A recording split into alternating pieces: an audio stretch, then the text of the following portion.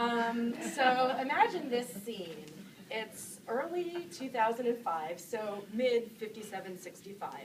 And I'm a junior at Duke University, and I'm just back from my fall semester abroad in Madrid.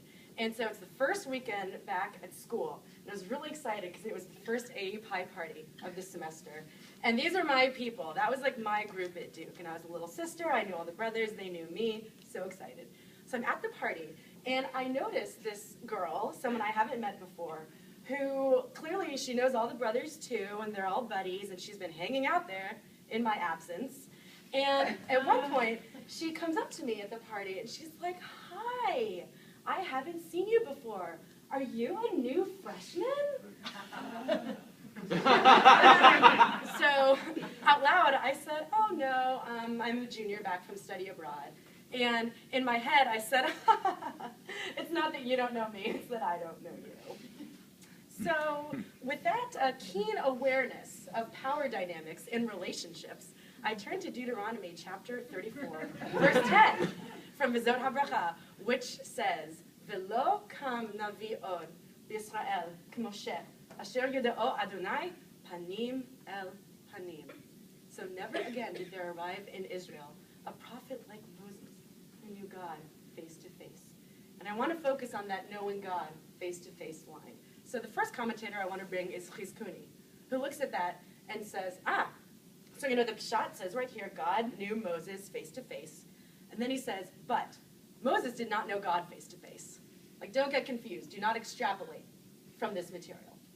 Now, Rashi sees it a totally different way. Rashi sees that verse and says, oh, wow, this is about Moses' very special relationship with God. It's about Moses, like all access pass, that Moses was allowed to speak to God b'chol et sherotzeh, at whatever time he wanted. And he cites two verses that prove as much.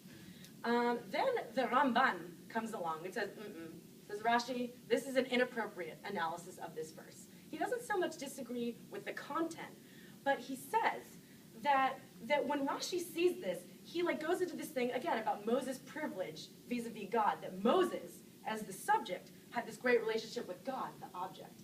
And Rambam says this is a mismatch for this verse, which is clearly, as the Chizkuni said, about God singling out Moses for a special relationship. But the Ramban does allow that perhaps it is like when two people sit panim el panim, and they become known to each other. They become known to one another. And maybe that is what it was like with Moses and God. But the text does not say that. Out of respect for God, because even someone with Moses' stature, that's still a really presumptuous thing to imply that there is true mutuality in a relationship with God, that they both knew each other. Panim el panim. So what I take from this is clearly every relationship is going to have its power dynamic, especially in this great town of Los Angeles.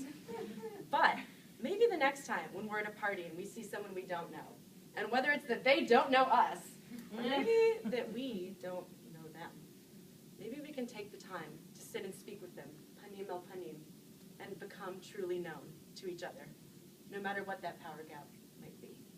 Boker tov. Boker tov.